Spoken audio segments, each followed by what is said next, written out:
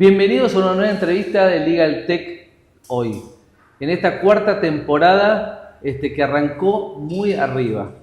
Hoy tenemos un invitado muy interesante, muy especial para nosotros porque viene a contarnos sobre la innovación legal en Latinoamérica desde un plano, digamos, de mucha sinceridad. Digamos, nos viene a contar desde lo que hablamos, desde la intención hacia el azar.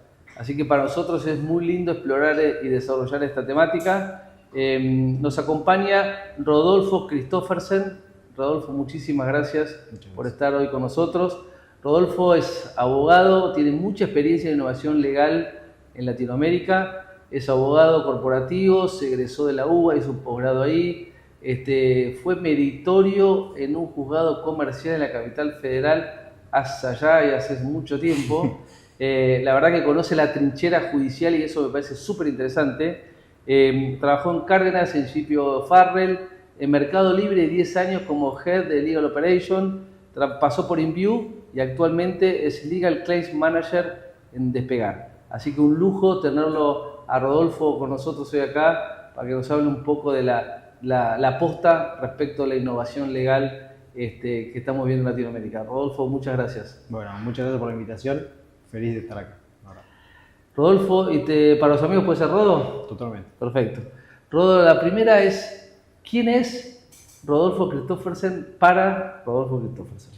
¿Quién es? Es padre, primero. Que nos contaba recién fuera del área que se viene el quinto hijo. Quinto hijo. Así que padre de 5 hijos, ¿sí? 4 afuera y 1 en la panza.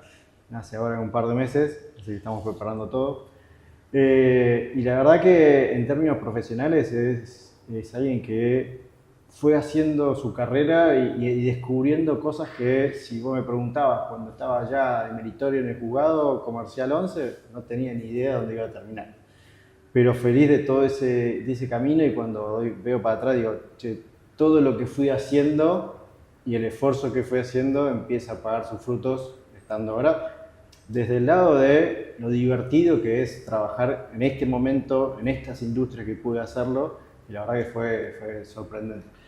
Rodo, es la primera vez en muchas entrevistas que hicimos que hable alguien, abogado, que le guste la innovación y que diga que es algo divertido. La verdad que destaco eso porque es la primera vez que lo escucho y la verdad que yo en la actividad que estoy haciendo actualmente también lo vivo de esa manera y un poco, digamos, antes de entrar en algunas preguntas, un poco tiene que ver con eso, ¿no? Tiene que haber un poco, en la persona que realmente está innovando, tiene que haber algún ahí ADN, ¿no? Yo creo que sí, a ver, me pasó mucho en Mercado Libre cuando yo iba a trabajar, me pasaba que no sabía cómo iba a terminar. Sabía que iba a trabajar, no sabía cómo iba a terminar mi día. Entonces, eso es muy bueno del lado de lo divertido que puede llegar a ser. Ahora, con el tiempo, tenés que empezar a planificar, tenés que empezar a armar y pensar ideas disruptivas de cómo vas transformando tu día a día. Entonces, claramente, y lo que me pasaba también ahí, y me sigue pasando todavía hoy, es todo lo que hacía 3 meses atrás, hoy ya no lo hago. ¿Sí? Entonces, constantemente te vas transformando y evolucionando, y por eso, al final del día, sigue siendo tan divertido. Sumado a que encontrás un montón de problemas y le encontrás la solución, y esa dinámica de problema-solución hace que te diviertas todo el día. Entonces está bueno. Obviamente tuve la suerte de estar en lugares donde eso te iba a decir. Te permitían innovar, te permitían pensar distinto, te desafiaban a eso. Y bueno, fue una escuela, Mercado Libre fue una escuela inmensa en donde aprendí y hoy voy preparándome para lo que sigue. Es decir, ¿vos crees que definitivamente el haber estado en esos espacios laborales son los que te aumentaron el bichito de la innovación? Digamos, si hubieses estado, no quiero dar nombres, en un lugar un poco más tradicional, un poco más, con no tanta innovación, ¿lo hubiese desarrollado de alguna manera? No creo. Yo creo que necesariamente la gente que te rodea, la industria en la que estás, la cultura que transpirás y respirás todos los días, te lleva a eso. Y también es parte de lo que me gusta participar en estos espacios, conversar, charlar, de transmitir eso. Porque a mí me pasó estando en donde estuve, pero lo que no quiere decir que vos estando en una industria tradicional no lo puedas hacer. ¿Sí? Obviamente necesitas por ahí remar un poco más, lograr los acuerdos que sean necesarios, pero la capacidad y sobre todo en el momento que estamos hoy, con la disrupción de la tecnología que hay, el acceso más fácil a la tecnología que hay, es un momento espectacular. Eso. Y te llevo un poco más al ecosistema latinoamericano. Digamos, si vemos un poco el tema de la innovación legal, digamos, para vos el problema está en la adopción tecnológica o está en un tema de madurez organizacional. ¿Por dónde lo estás viendo? Yo creo que el problema, siempre sacando los outliers que hay, ¿no? Es decir, los mercados libres de este mundo, los despegadores de este mundo, donde claramente no estamos hablando de esas industrias o esos lugares. El mundo tradicional se encuentra con que tiene un montón de ganas de hacer, ¿sí? Tiene la intención de hacerlo. Cuando vas a la práctica, no lo logran implementar, ¿sí? Es decir, ven que empresas como Mercado Libre, como Despegar, como otras que van innovando y quieren alcanzarlos y no encuentran la forma de hacerlo, no encuentran la gente para hacerlo, entonces se frustran en el camino. Sí, y en eso, en las áreas legales, con toda tu experiencia, si un área legal quiere innovar, digamos, pero muchas veces pasa que, digamos, hay mucha iniciativa, pero el tema queda trunco en el medio, ¿no? Digamos, ¿qué opinas sobre el tema? ¿Cómo crees que hay que abordarlo? A ver, el gran tema para mí es, yo lo vengo diciendo hace rato, lo pienso desde siempre, y es, si vos no le pones la atención suficiente a las ganas reales de transformar algo, eso no va a ocurrir. Si eso lo tomás como un hobby, como lo descansás en alguien esperás que alguien que tenga la iniciativa transforme algo junto con todas sus otras tareas, probablemente te quedes en el camino y probablemente generes esa frustración que vos, empezando un proyecto y habiendo aprobado todas las aprobaciones que tenés que hacerlo, invertido la plata que tenés que hacer, los resultados no aparecen y finalmente probablemente no vuelvas a intentarlo nunca más. Lo importante ahí es el aprendizaje del error. ¿Qué pasó en esos casos donde vos lograste todo eso y no ocurrió? Y probablemente si vos lo veas, y debe pasar mucho, yo hablo bastante con esta gente que es la responsable de los litigios, de los contratos, de algo, y a su vez tiene el adicional de implementar innovación sobre eso. Y eso es donde te quedas en el camino, porque la misma persona que tiene su propia responsabilidad... No puedes estar en la misa de la procesión, ¿no? Exacto. Digo, ¿qué le vas a dar más importancia? A sacar un contrato comercial, porque el equipo comercial necesita el contrato para que el negocio ocurra, o implementar un sistema que te ayude a que el contrato sea más rápido. Y probablemente la urgencia se coma a la implementación de ese sistema. El otro día leí un artículo tuyo que me encantó y hablabas de la trampa de la innovación. ¿Qué es eso? ¿Qué es eso para vos? Para mí habla un poco de esto, es decir, de creer que tengo ganas de transformar, de innovar, incluso, pero me quedo en la iniciativa, ¿sí? En la no definición de quién es, designar a una persona 100% responsable de qué es lo que va a hacer, establecer los indicadores de cumplimiento, implica un cambio de mentalidad, ¿no? Es decir, ya no voy a pedirle a mis abogados que hagan part-time temas de innovación, sino que voy a agarrar a alguien que tenga ganas y que vea que tenga los skills, sea abogado o no sea abogado, es otra gran discusión que hay que tener, pero que sea quien va a liderar los proyectos de transformación de eso. Entonces, no caer en la ilusión de, porque implemente una tecnología, voy a en algún momento obtener los resultados que quiero tener. Sí, ahora en ese proceso, digamos, esa pirámide que nos explicaron durante tantos años de que el proceso de transformación tecnológico, digamos, va desde arriba hacia abajo, ¿no? Y tiene que haber una decisión, digamos, de la alta dirección. Digamos, yo soy más de la idea del bottom-up innovation, digamos, de que realmente desde las bases, especialmente como dijiste hace un rato, ¿no? De que hoy la tecnología no es lo que era antes, hoy el acceso a tecnología, digamos, no es un tema presupuestario esencialmente. ¿Vos ves realmente, digamos, que la innovación también, digamos, se arranca desde abajo?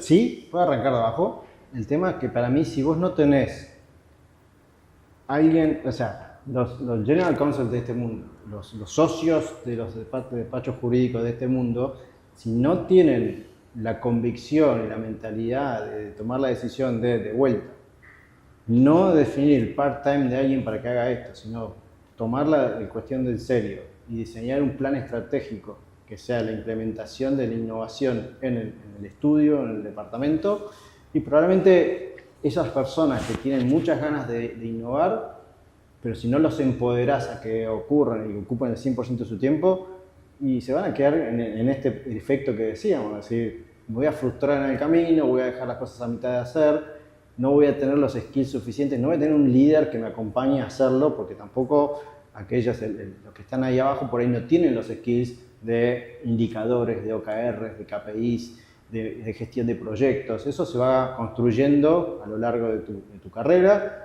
Sí, y probablemente seas un experto en litigios y quieras mejorarlo, y está muy bien, y puedes empezar ahí, y ese fue mi camino. Entonces, yo era un experto en litigios, y soy un experto en litigios, y en Mercado Libre fui optimizando mi propio trabajo, ¿sí? Pero ¿qué pasó? Arriba yo tenía al General Counsel que está absolutamente convencido de que el camino final era la construcción de un área específica de transformación legal, llamada operaciones legales. Y fue ahí, a partir de ahí, después de varios años, que se hizo y eso despegó. O sea, yo cuando lo hice con el doble rol, me pasó eso exactamente, iba a una cierta velocidad, ¿sí? Tenía identificado 15 proyectos de optimización, muchos para mi propia área, pero ya estaba viendo que habían otras áreas de la misma área de legales que podíamos mejorar. Pero no tenía el tiempo para hacerlo, porque también al mismo tiempo me tenía que dedicar de los juicios estratégicos de la compañía. Y aparte, quien define eso tiene que verlo de manera regional. No puedes verlo solo para un país cuando tenés responsabilidades regionales, no puedes parar de un país. Puedes empezar por un país y expandirlo, pero si no tenés una visión regional, probablemente seas bastante ineficiente. Entonces, en todo eso, se armó esa área. Y la velocidad de crecimiento de 15 proyectos que tienen identificado pasamos a 120. ¿Sí? Porque en nuestro tiempo ya armamos un equipo específico, multidisciplinario, pasó de estar 60% destinado a eso a ser 100% eficiente y a empezar a medir la productivización de las ideas que teníamos teniendo y al tracking de los beneficios que esas ideas decíamos que iban a tener. Porque empezaron a generar beneficios, a dar ahorros de tiempo. Y todo eso fue la única razón por la cual, obviamente, yo tenía la intención de hacerlo y arriba tenías una persona convencida en que ese era el camino correcto de transitar.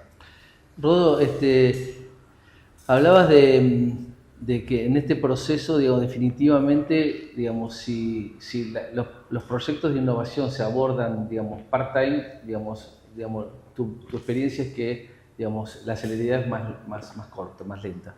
Y que de verdad hay que asignarle presupuesto, hay que asignarle metas concretas, proyectos concretos y un equipo, digamos, multidisciplinario eventualmente para que haga eso. Ahora, en ese equipo, digamos, te hago dos preguntas en ese equipo, esas personas que están identificadas, digamos, con su tarea, que son, supongamos, excelentes, digamos, en litigio, pero son los que hicieron una pequeña herramienta que funcionó espectacular, hicieron otra cosita, ¿esos los metés en el equipo digamos, o priorizás, digamos, su expertise tradicional, por decirlo de una manera, y lo dejás en su área? Y eso es una pregunta, y te meto con esta. Si bien es cierto que en tu perfil, en las compañías que vos estuviste, la respuesta seguramente es que sí, no tengo ninguna duda, pero ¿vos crees que en el mercado latinoamericano hoy, vamos a poner, y decímelo en tres preguntas, te estoy diciendo, digamos, reclutamiento en departamentos de legales o reclutamiento en estudios jurídicos medianos grandes, si los skills tecnológicos son tenidos en cuenta o no? Entonces, te repaso la pregunta, digamos, a los cracks que hicieron cosas posta, ¿los metés en el equipo o los dejás que también son cracks haciendo su especialidad tradicional, o los metés en el equipo o no? Y después, si de verdad, porque hablamos mucho de skill, pero en el momento de meter gente adentro, la verdad, ¿vos crees que realmente estamos considerando eso en su currículum o no? A ver, siendo la primera, creo que es importante lo que tenga ganas de hacer él, ¿sí? Primero, esa persona que tiene esa inquietud. Lo importante es que él tenga ganas de sumarse a algo y tiene que tomar una decisión muy importante. Es la que tuve que tomar yo en su momento.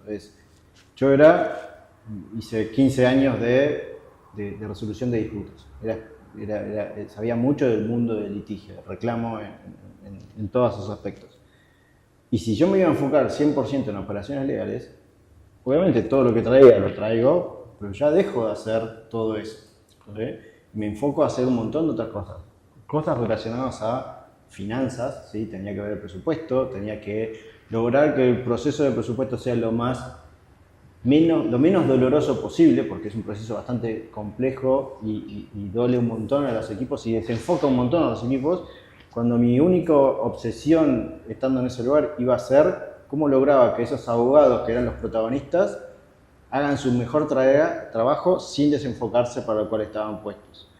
Entonces, mi decisión era, che, voy a dejar de hacer litigios, voy a hacer otra cosa. Algunas cosas tendrán que hacer litigios, pero nunca más voy a estar metido en la definición estratégica de la defensa de estos temas. Y eso es una decisión que tienes que tomar. Si realmente le ves que el futuro va por acá y lo querés hacer de esta manera, está muy bien, y eso es el camino. Entonces, ese es el punto que lo valida él. Entonces, tiene que estar dispuesto si vas a hacerlo al 100%.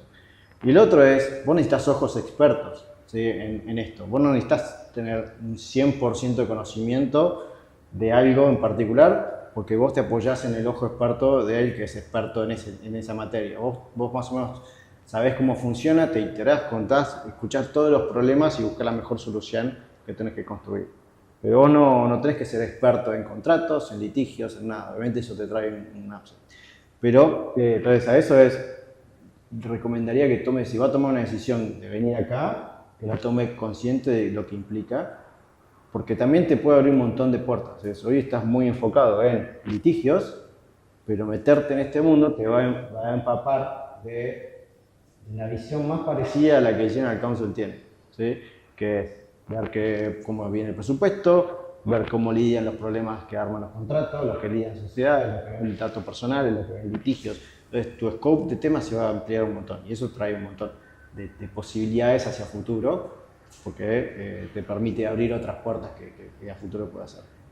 Y en cuanto a los skills técnicos de la gente que vos vas metiendo dentro de ese equipo, y la verdad es que primero es el nivel de maduración de si estamos hablando ya probablemente de un área que ya está formada 100% enfocada en este tema, ¿no? Entonces, vos necesitas rodearte de gente multidisciplinaria, ¿sí? En el mejor de los casos, pero esa multidisciplinaridad va a evolucionar a medida que tu departamento de tu compañía vaya creciendo. Si vos tenés una estructura inmensa como era la de Mercado Libre, y hace sentido que te verticalices lo más posible. Entonces, vos vas a tener a gente que se ocupe de datos y solamente vas a tener gente que se ocupe de datos, gente que se ocupe de tecnología, gente que se ocupe de procesos, de educación, de generación de contenido, gente que se ocupe de los problemas operativos del departamento y cada uno va a tener un skill específico. La gente de datos va a ser un analista de datos, no puedes tener otro perfil. Y el skill técnico que tengo que ir a buscar es ese. Un abogado en un skill de análisis de datos probablemente no haga mucho pie. Alguien que gestione proyectos y va a ser más bien un ingeniero que gestione proyectos, que tenga esa mentalidad. O sea, por eso yo mucho discuto quién tiene que liderar a todo ese equipo multidisciplinario cuando vos tenés problemas legales. Y hay una gran discusión de el head de Legal Operations tiene que ser abogado y hable el mismo idioma que esos, o el head de Legal Operations tiene que ser un ingeniero y piense de otra manera. Cuando vos le escuchás a Mario Carroll, que fue una de las grandes presidentas de Clock, siempre te dice, mira, yo era administrador de empresas, el concepto. Empezó su mundo legal dentro del ámbito de billing, si querés, de un estudio jurídico en Estados Unidos. Y después se fue a Google. Y su gran problema era lograr traducir los problemas que tenían los abogados para soluciones que ellos querían. Entonces, había un tema de reconocimiento de parte de los abogados y de parte de ellos para lograr eso. Y después Mike Heaven, otro presidente de Clock, que era de Oracle, era abogado. Y le era muy fácil para él esa conversión. Entonces, cuando vos escuchás hablar a ellos, decís, bueno, si vos conseguís un abogado que tenga una mentalidad diferente, innovadora, transformadora, y la verdad tenés un unicornio enfrente, entonces aprovecharlo. Obviamente después podrás tener un sesgo de decir, bueno, yo si no tenés esa capacidad de tener una estructura tan grande, y el ingeniero, el gestión de proyectos te sirve un montón para armar estructuras más chicas. Es decir, sacando un poco casualmente empresas donde vos estuviste, donde claramente empresas tecnológicas y con una mirada muy puesta hacia el cambio y la innovación. Si tenemos que mirar empresas más tradicionales, digamos, yo creo que el head de legales, al momento que manda un mail a recursos humanos diciendo que tiene que incorporar a alguien al equipo, no me lo imagino aún hoy, digamos, definiendo cuáles son las cualidades, los skills realmente que quiere desde el punto de vista de innovaciones digitales, ¿no? Entonces me parece que el problema nace ahí, digamos, que la organización tiene que agarrar a ese director de legales o directamente decir, bueno, fenómeno, tus skills técnicos específicos de derecho, pero a esto le vamos a agregar esto, ¿estás de acuerdo? Y esto me parece que no está sucediendo desde las bases, porque después pedimos mucho a los equipos, pedimos que realmente cambien, pero naturalmente no son así. Entonces me parece que en ese proceso también hay como un déficit en el proceso de reclutamiento. ¿Vos lo ves así o no? Sí, no, puede ser, es cierto. Es difícil también encontrar esos skills y que el abogado tradicional tenga conocimientos de tecnología, de herramientas de tecnología. Hoy, sobre todo con soluciones de inteligencia artificial que pasaron a decir, bueno, tengo que implementar o usar un sistema de gestión de litigios de contratos, cuál es el mejor, cómo tiene que funcionar, cómo voy a dejar de usar Excel para esto, tengo que saber, así como cuando te decían, sé manejo Office, ¿sí? Y el entorno Office y sabía usar Excel, el Word, ahora es, sé manejar IA, claro. Básicamente porque ya no es que sé codifique, no sé código, no sé análisis de datos, sé manejar IA. Exacto. Y eso quiere decir que en mi vida personal la uso, en mi vida laboral la uso, y no es, le doy un prompt, le pregunto algo a la IA para sacarme una duda o algo, o le pido que me mejore este texto, sino es profundamente construyo agentes que me mejoren la vida en el trabajo, ¿sí? O a la vida o a todo el equipo. Exacto.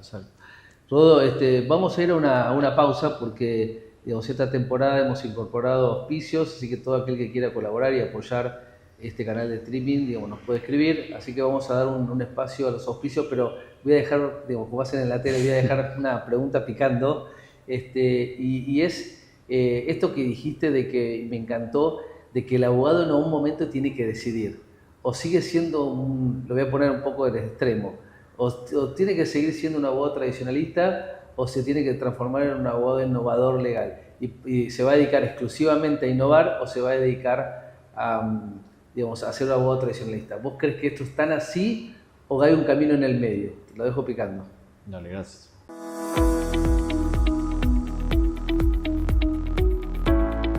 Les quería contar algo que tiene bastante que ver con lo que estamos hablando ahora, que es que gran parte de los estudios jurídicos hoy en día siguen trabajando con sistemas operativos viejos, como puede ser el Excel, mails, consultas manuales a los portales judiciales. Esto termina cargando una carga operativa gigante y una pérdida de tiempo infernal en esos estudios. LegalRun es un software que automatiza el seguimiento de expedientes y centraliza todo en un solo lugar. Si quieren conocer un poco más, pueden visitar legalrun.tech. Bueno, seguimos en esta entrevista fascinante hablando de la innovación legal en Latinoamérica y sobre todo, digamos, en departamentos legales, con Rodolfo Christoffersen, que nos está ilustrando desde su experiencia. Y habíamos dejado una pregunta picando, que era digamos, el momento que el abogado tiene que decidir de ser full innovador legal y dedicarse solo a eso, ser abogado tradicionalista como otra opción, o si hay un camino en el medio. Y ahí va la respuesta. Yo creo que depende mucho también del tamaño de la oportunidad. Es decir, si vos estás en una industria tan grande que necesitas tener este departamento, y sí, es blanco-negro. En un momento es blanco-negro, porque llega un momento donde si no sos blanco-negro, estás en el mundo gris, la cantidad de cosas que puedes hacer te van a ir tapando y vas a descuidar algo. Entonces, en ese tipo de industrias o oportunidades, sí. Ahora, obviamente, no todos son mercados libres, ni todos los tamaños son. Entonces, hablando de departamentos de 5, 6, 3, 2 personas, claramente la innovación en esos lugares es obligatoria, mandatoria. ¿Por qué? Pues somos menos todavía. Entonces, la única forma de hacerlo, y yo no voy a tener una persona que se dedique 100% a esto, aunque tal vez lo deberías pensar, ¿sí? Porque hay como una tesis de decir, che, si yo soy General Counsel de 2 abogados y tengo un recurso más y veo que mis procesos están medio desordenados y que me animo a tomar la decisión de contratar mi próximo recurso, mi tercer recurso, a un abogado o alguien que me ordene un poco la casa de operaciones legales. Y la teoría te diría que lo hagas, que vayas por ese camino audaz y que probablemente te sientas muy incómodo en tomar esa decisión porque también te desafía a vos a darle el camino y el direccionamiento que esa persona por ahí no está acostumbrada a buscar, pero hay enorme cantidad de ejemplos en Estados Unidos sobre todo de empresas medianas que tienen una persona de operaciones legales sola y que es la única que hay en la compañía y que hace maravillas, ¿sí? Entonces también es una opción. Pero hasta que no logres tomar esa decisión, porque nos cuesta un poco más acá, creo que es muy valioso tener esa inquietud, esa búsqueda de innovación, optimización de tu propio trabajo. ¿Sí? Si eso después transforma y decanta en crear un área específica, fantástico. Pero siempre sabiendo que la velocidad de eso va a ser la que puedas darle en tu milla extra sin descuidar cuál es tu responsabilidad principal. Totalmente. Rodo, y nos metemos un poquito en la IA, ¿no? De que a veces hay como mucho miedo, ¿no? Sobre todo en el mundo legal. Digamos, pasamos del miedo primero de ignorarla, después pasamos por el susto de que nos va a reemplazar y ahora, digamos, es el cuidado de cómo lo usamos. Yo creo que en esa exageración que hay de ese miedo, a veces, y a veces me critican por esto, hay un poquito de como un intento de justificar el no uso, ¿no? Entonces digo, no, la verdad que los sesgos, la anonimización, los datos, no sé qué, las alucinaciones, entonces no, y a veces me parece que tiene que ver con eso, ¿no? Una forma de justificarlo, pero ¿cómo lo ves vos? A ver, yo creo que no voy a desconocer ni los casos reales que hubieron en donde hubo problemas serios, y hay que entender qué es lo que pasó, y como dije hace un rato, no es el tema de generar el problema, sino cuánto aprendiste de eso. Es decir, usar la inteligencia artificial en su máxima autonomía y que genere un problema, no sé si es un problema en sí, te animaste a hacer algo distinto, tomaste la decisión por alguna razón de eficiencia y optimización y seguramente aprendiste un montón de cosas en el camino. ¿Qué aprendiste? Y todo lo que descubras en el camino de discovery, de post-mortem, es para mejorar esa misma automatización que te estaba dando muchos beneficios. Entonces, la cultura de aprender el error es sumamente importante en aquellos casos en donde encontramos esos errores. Lo que no nos tiene que hacer para mí es paralizarnos, es decir, porque creemos que Deloitte recibió una multa por presentar balances, o sea, y eso generó una multa millonaria, una de las más grandes Big Four que tenemos, consultoras, y no, hay que hacerlo, no tenemos que caer en eso. Creo que el mayor miedo que tenemos que tener es a no usarla y a, como decías vos recién, justificar el no uso por el miedo que puede llegar a generar. Hay que tener siempre cuidados que hay que construir en el momento de la construcción del uso de esa tecnología y creo que hay mucho, obviamente hoy el buzzword es IA, pero hay un montón de otras tecnologías y un montón de otras cosas que tenemos que hacer, que es prolijar la casa, ¿sí? Procesos, otras tecnologías que nos dan un montón de eficiencia y cuando llegues a IA, probablemente todos tus set de datos te van a permitir que tu algoritmo y tu IA sea mucho más eficiente de que si le doy 3 o 4 datos locos para tomar decisiones y ahí sí los sesgos, las alucinaciones, la falta de información, de contexto y de quién construye eso sin demasiadas herramientas de conocimiento. Hablamos recién de tengo que saber usar IA. ¿Qué significa saber IA? ¿Hablaste con un agente o sabés prompt engineering? ¿Sí? ¿Qué es todo eso? Para lograrlo tenés que estudiar, probar, iterar y aprender de los errores. Y seguramente lo que hagas hoy, en 3 meses va a ser totalmente distinto. Un poco lo hablábamos al principio. Sí, hablas de estudiar, aprender, probar, error, probar. Digamos, yo creo que esto también tiene mucho que ver. Yo, digamos, te sostengo de que un poco toda la adopción de la innovación y sobre todo la IA, digamos, requiere mucha actitud, ¿no? Digamos, de esto de cometer errores, de probar.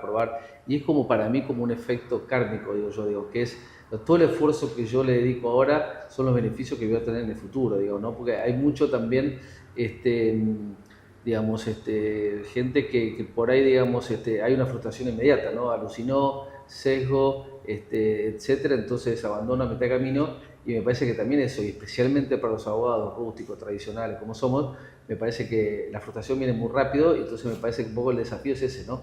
No frustrarse tan rápido y probar, error, que sin duda creo que estamos convencidos de que después el futuro va a ser mucho mejor. Sí.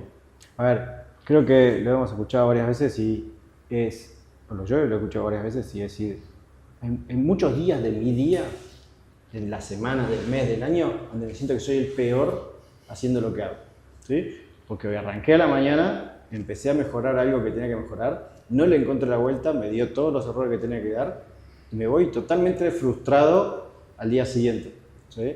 Entonces, hay un montón de días que no teníamos ni idea por dónde salir, ni qué solución implementar, ni cómo hacerlo, pero no nos tenemos que, o sea, la única forma es agarrar esos malos días y al día siguiente seguir pensando y buscando la vuelta para solucionar el problema. Lo que no tenemos que hacer es soltar la resiliencia con la cual nacemos y encontrar la solución. Total. De hecho, me pasó hace muy poco, y después te cuento un poco en qué ando ahora, estoy construyendo un agente de inteligencia, son 4 agentes de inteligencia artificial que estamos usando hoy en Despegar para analizar, una parte analiza sentencias, pero otra analiza demandas junto con una base histórica de casos. Entonces toma decisiones, al final del día, no finales, pero sí te arma un informe de predictibilidad, basado en todos tus casos anteriores. La verdad que encontramos un montón de ajustes que teníamos que hacer en el camino, y ese día que cuando encontraba y probaba, me tiraba un montón de errores y problemas, y la verdad que te vas muy mal de cómo es. Pero iterando en eso y sosteniéndolo y llevando varios días, me pasé toda una semana viendo cómo encontrar la solución, al final del día vas encontrando un muy buen camino, y eso fue 2 semanas, una semana de trabajo. Entonces, la velocidad con la que vos vas avanzando y lo que te genera lograr destrabar esos problemas que se te van presentando, las endorfinas que te generan, todo esto es fantástico, es adictivo. Vas ahí, encontrar la solución y seguís, y a las 3 de la mañana seguía buscándole la solución. Pero bueno, está bueno. No sé cómo harías con tus 4 hijos, ¿no? Estaban durmiendo, por eso eran las 3 de la mañana. Rodo, y digamos, hace muchas entrevistas que yo no hablo y no hablamos de lo que al principio hablábamos tanto cuando nació. Vos pensás que cuando nosotros arrancamos acá, estaba saliendo ChatGPT 3, ¿no? Entonces era la locura esa y mirá lo que cambió, ¿no? Y en ese momento, y después durante mucho tiempo hablábamos de los datos, ¿no? De la necesidad de gobernanza de datos y todo eso. Y hace mucho que no hablamos, y obviamente me vas a decir, no, que ese no es un problema para vos en las empresas donde trabajás, pero vos crees que todavía, digamos, hay alguna dificultad. Digamos, si bien es cierto que hoy inteligencia artificial de por medio, OCRs, etcétera, la forma de estructurar datos es mucho más sencilla que antes, pero ¿vos crees que hay una dificultad ahí todavía? Para mí hay una enorme dificultad, ¿sí? Y yo te lo digo, yo entré a Despegar en julio y antes estuve en el Mercado Libre y la gobernanza de datos era un tema, ¿sí? Y en ese momento vos no tenías la tecnología que tenías hoy. Entonces, y tenés cientos de miles de datos que generar. Entonces yo me acuerdo una vez que escuchaba al General Counsel de Salesforce y decía, una de las métricas que medía es la cantidad de digitalización del papel que tenía. Y andaban por el 99%. Y vos tenés esa posibilidad de digitalizar tu 99% de datos, es fundamental. Ahora, una cosa es que lo tengas digitalizado, y otra cosa es que lo puedas usar, y otra cosa es que confíes en los datos que tenés, y otra cosa es que la calidad de datos que tenés. Hay un montón de cosas que vos tenés que hacer para eso. Yendo a mi caso de hoy, yo entro en Despegar en julio, me encuentro con un equipo de abogados del Legal Claims, que es un área de operación, está dentro del área de operaciones, que es una rareza, que está muy bueno, pensado de esta manera, en donde abogados de gestión de litigios se rodean de gente operativa, entonces que te ayudan a que tu día a día como abogado de litigios sea mucho más fácil. Entonces tenés gente de datos, de reportes, de productos, de tecnología, de contenido, todo. Al final del día te armaste todo un equipo de operaciones legales dentro de un área de operaciones. Fundamental. Armaste una máquina de gestión de litigios muy eficiente. Y eso te hace que todos esos datos que vos tenés sean muy útiles. Ahora, si vos tenés datos muy estáticos, que como típicamente los sistemas de gestión de litigios tienen, te estás perdiendo un montón de información rica y valiosa que está en las demandas, en las sentencias, en los contratos, ¿sí? Entonces, perder esa información porque no estuvo pensado en su momento, desde el inicio, que alguien lo pensaba más del humano, que donde sacaba un reporte, hacía filtros y buscaba la información y podía encontrarla en un tablero de Tableau, de Power BI, y entonces esa era la lógica. Sí. Hoy puedes darle cientos de miles de palabras, de textos, de cosas, y ya no tienes un problema de un humano o un Tableau que te lo traduzca en un número. Hoy le tiras a un IA, a una gente que te dé insights sobre eso. Pero no tenés toda esa información histórica, porque la forma de capturar toda esa información era más estática, estandarizada, de displays, que esto significaba tanto y vos sabías lo que significaba y sumaban uno. Entonces, ese es el gran desafío hoy, que creo que nos estamos perdiendo de toda esa información legal, de vuelta, en los contratos, en las demandas, en los juicios, en los poderes, en las sociedades, en donde vos quieras. Hay un montón de información que hoy no tenemos y nos perdemos insights para tomar decisiones. Es decir, tenemos la información pero no la estamos aprovechando. Volvimos, yo creo que, o sea, alguien que me diga, como Salesforce decía, el 99% de la información que tengo digitalizada probablemente esté puesto en una mentalidad de sistema de gestión de algo traducido y muy sintético.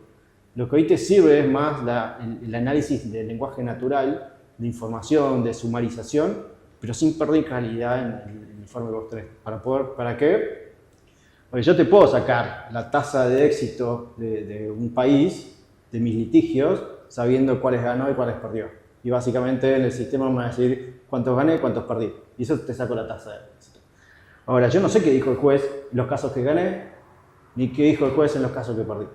En este proyecto que te contaba hace un rato, la IA te lee y te dice, mira, la frase más repetida de este juez en los 50 casos que resolvió en el pasado fue esta.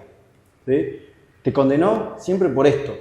¿Sí? Entonces tenés un montón de más información. ¿Para qué? Para llevarla al negocio, para llevarla a tu estrategia, a tus abogados externos, para llevarla a la operación, para mejorar tus defensas. Totalmente, mira. Un punto, ¿eh? Y después eso de llevarlo a cualquier otra área. Sí, mira, casualmente, digamos, te contaba que estamos trabajando en un proyecto, digamos, de automatización de oficios judiciales y esa empresa de la cual estamos trabajando nos decía, bueno, pero la verdad acá hay un montón de información que nosotros estamos manejando, que es de carácter pública, digamos, que esto nos puede servir, digamos, para definir, digamos, esto es una entidad financiera, para definir el otorgamiento del crédito, Claro, para definir el comportamiento que vamos a tener con respecto a un cliente. Y digamos, información tan rica que circula, pero tan significativa, bueno, digamos, hoy es el momento de aprovechar esa información y generar, digamos, un valor agregado significativo, ¿no? por eso.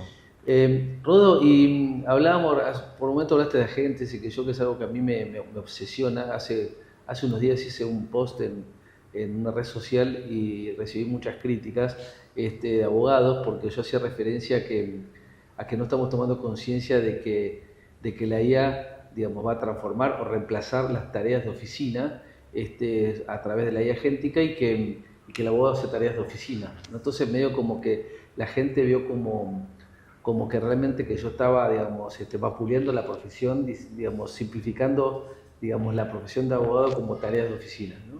Entonces yo intentaba explicar, digamos, a qué me refería, porque de verdad estoy convencido de que la IA agéntica, digamos, está generando una revolución en ese tipo de tareas que yo lo llamo tareas de oficina, pero bueno, no sé si es demasiado técnico, pero creo que todo el mundo entiende a qué me refiero.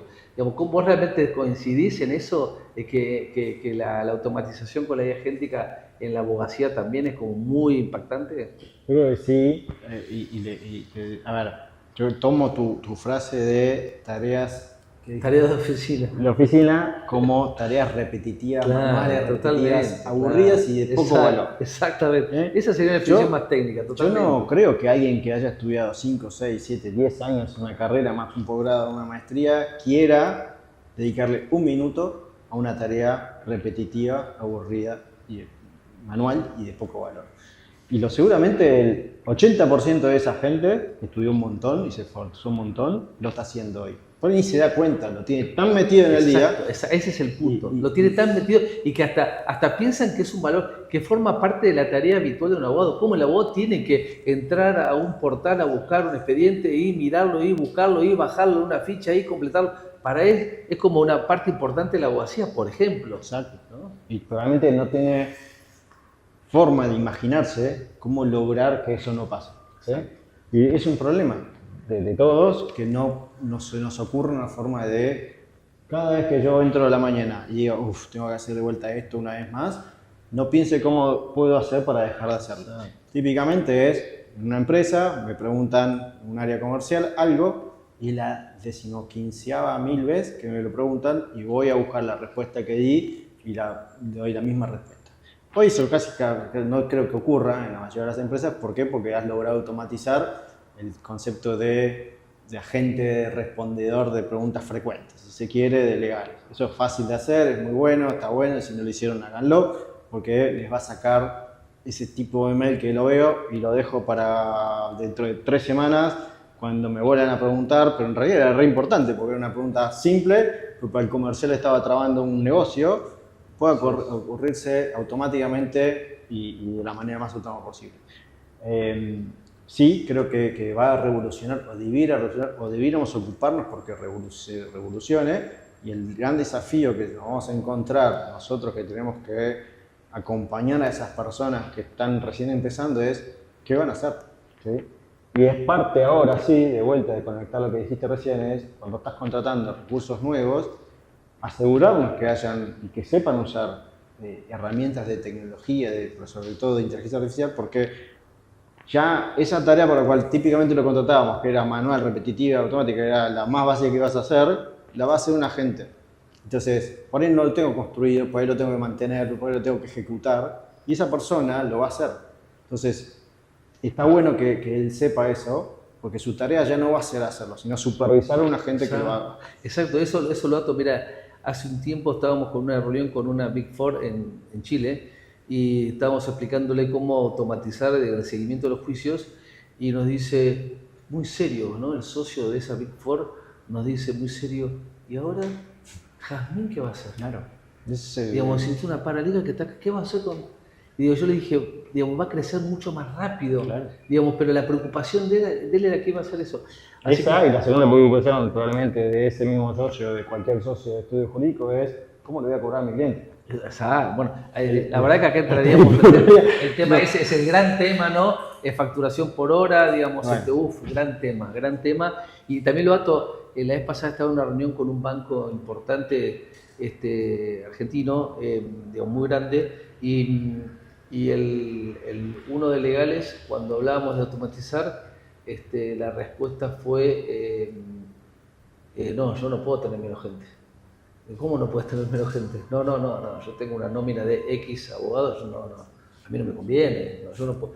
Entonces, y todavía eso pasa, ¿no? Parece como hasta gracioso, pero eso pasa. Sí, probablemente haya una competencia dentro de los mismos departamentos de quién tiene más headcount. Exacto, No sé. exacto. Hoy el camino es totalmente el otro. El inverso, Es total. ¿cuántos agentes de IA vos tenés que reemplacen Absolutamente. tiempo absoluto de empleado full time? Y esa es la métrica que vos tenés que estar mirando. No porque quiero echar gente, no porque no quiero contratar, sino porque hay un montón, pero un montón, y probablemente ejemplos, miles, de cosas que yo hoy no estoy haciendo porque no tengo recursos infinitos. ¿Sí? Entonces, no es que no lo quiero hacer, no lo puedo hacer. Y por más que tenga headcount infinito, que no va a existir, no hace sentido tenerlo.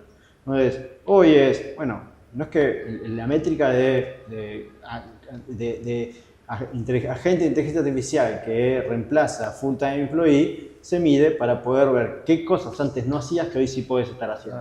Antes hacías un 4% de esta tarea y ahora puedes hacer el 100% de esta tarea porque no requiere, es una persona que 7% está trabajando. Absolutamente. Y vamos a cerrar, Rodo, con dos preguntas que son, y seguramente van a ser van a ser bien inspiradoras para nuestra audiencia. Y una es, digamos, equipo legal nuevo toma la decisión de pasar del debate, del decir al hacer, ¿no? A la acción concreta. Digamos, ¿cómo empiezan? ¿Qué hacen? A ver, Yo creo que lo que ese equipo nuevo que empieza tiene que identificar cuáles son los problemas de los abogados a quienes tienen que dar ayuda, ¿sí? Una vez identificados los problemas, entender cuáles son esos procesos mal diseñados que probablemente son los que generan los problemas y cómo ese simple rediseño de procesos empieza por ahí. Después vemos si una tecnología puede mejorar todo eso, que es al final de todo el proceso pero primero tengo que entender cuál es mi problema, porque yo no hay un mapa mágico que yo te pueda decir hoy, que en su momento existía. Cuando Clock arranca, las 12 competencias de Clock, el modelo madurativo de Clock, te trataba de medir todas las empresas con un único modelo, del 1 al 12, y tenía inicial, avanzado, supremo. La verdad es que se dieron cuenta después de un tiempo que no todas las empresas son iguales, no todos los problemas de las empresas son iguales, sino que varían, y entonces se armaron el mismo 12 competencias, orden alfabético. Arranca por donde quieras, arranca donde más te duele el zapato. Entonces no hay una receta mágica. Lo que tienes que sentarte es planificación estratégica. Entonces, sentándome, escuchándolo, escuchando cuál es el problema, que probablemente ni se da cuenta que tiene un problema, y con ese mapeo de procesos y temas vas a encontrar cuál es la mejor solución. Algunas serán tecnología, otras serán rediseño de procesos, más tecnología, lo que sea. Ese es el primer paso que tendría que hacer. Excelente, súper claro. Y sabes, Rodo, que acá siempre yo tengo una frase que curiosamente muchos me la están copiando, digamos, y a mí me da mucha alegría porque de alguna manera es una forma de exigir o, digamos, de poner en evidencia autoridades nacionales vinculadas con la CONEAU o autoridades académicas de facultades de Derecho, que muchos pasaron por este canal y son amigos. Y yo digo que, digamos, lo que está sucediendo en las universidades, en las facultades de Derecho de grado, es que, digamos, los estudiantes son nativos digitales que se reciben de abogados analógicos, ¿no? Nativos digitales que están todo el día con las redes sociales, etcétera, etcétera, etcétera, te manejan la IA, todo fenómeno, pero a la hora de ponerse a trabajar, digamos, son analógicos como le enseñaron en la facultad de grado. ¿No? Entonces me parece que eso es un desafío. Si bien es cierto que en Argentina, en Latinoamérica, digamos, hay como una oferta académica enorme, digamos, en posgrado enorme. Y Argentina, la verdad que es impresionante cómo año tras año hay cada vez más oferta, y eso está súper bueno. La realidad es que las facultades de grado todavía no tienen que ser un cambio sustancial, especialmente por digamos, readaptar y reconfigurar los programas. Entonces encontramos, digamos, abogados nobles con esta particularidad. Digamos, mirar a la cámara y decirle a esos abogados nobles, y si vos tendrías que recomendarles, digamos, por qué camino recorren. Vos hablabas bastante de tomar una decisión, y la decisión es, bueno, voy a ser el number one de derecho civil, digamos, o el mejor abogado de derecho de familia, digamos, porque me voy a conocer todo y voy a saber todo, o, digamos, me voy a convertir en un abogado, digamos, súper techy, digamos, porque sé que por ahí va. Digamos, decirle a la cámara a un abogado recién recibido lo que pensás. Sí, yo creo que, a ver, el abogado recién recibido, y mi primer tendencia a tu respuesta a esta pregunta es el generalista, ¿sí? Y estoy hablando depende de dónde quieras ir también, ¿no? Si querés ir a un estudio jurídico y tu ambición es estar en ejercer la práctica ahí, bueno, tendrás que especializarte en esa rama. Pero el generalista es el que puede mirar un poco de todo y en donde más fit va a ser. Obviamente, a medida que vas avanzando, vas a ir especializándote, necesariamente tenés que ir especializándote, pero el generalista que puede tocar un poco de todo va a poder insertarse muy bien, muy fácil en todo esto. A veces no necesitamos ser especialistas, como al inicio te dije, no necesitamos ser especialistas de todo y de algo puntual porque te queda un scope muy chico. Ahora cuando te metes en una organización donde te exigen eso, bueno, está bueno. Y lo importante es que sí, de vuelta, incorporen el uso de la inteligencia artificial o de las tecnologías sin el miedo rompiendo el miedo de de vuelta, este mito de la IA me va a reemplazar, la IA no te va a reemplazar, te va a reemplazar el que lo sepa usar. Y sepan algo, yo me he encontrado con un montón de problemas cuando, por ejemplo, tenía que trabajar en un Excel, porque no tengo idea de números, porque soy abogado, no tengo idea de fórmulas, de lógica matemática. Ahora, estamos en la suerte de que el lenguaje que usan los agentes es nuestro lenguaje, el lenguaje natural. Exacto, exacto. Es darle instrucciones, es hablar como hablas con cualquier persona que tenés que enseñarle algo. Entonces, no tenemos que saber codificar, no tenemos que hacer código, Python, nada. Vamos a saber escribir. ¿Y qué hacemos los abogados? Escribimos. Entonces, tenemos una oportunidad inmensa. Entonces, ese otro punto es, no le tengamos miedo, porque es una enorme oportunidad de destacarnos cuando antes el que se destacaba era el que sabía manejo de Excel súper evolucionado. Estábamos muy lejos de eso, ahora no. Sí, sí, tal cual. Sabes que me parece súper interesante lo que decís y es increíble porque hace 4 o 5 años cuando empezamos a hablar de alguna manera de impulsar el Legal Tech, decíamos, bueno, tal vez al abogado deberíamos enseñarle un poco a usar Excel y que yo, y hoy realmente... Había una frase antes que decía Marcos y muchos de los grandes pensadores de este mundo, es todo el mundo debiera saber programar.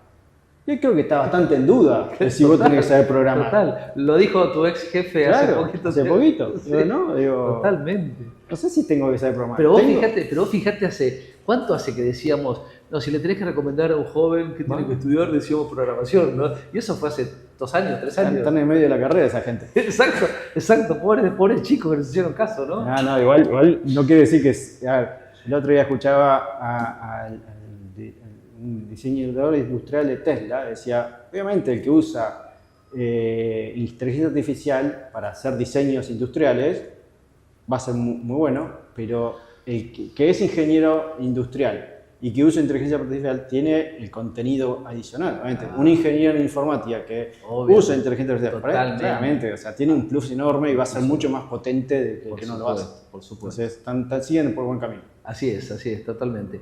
Bueno, la verdad, espero que hayan disfrutado esta entrevista como lo disfruté yo con Rodo. La verdad que me quedaron un montón de cosas, lo vamos a invitar para otro capítulo durante el año, porque realmente hay cosas muy interesantes que me gustaría preguntarles. Así que bueno, nos vemos en el próximo capítulo y muchas gracias. Chau. Chao, muchas gracias.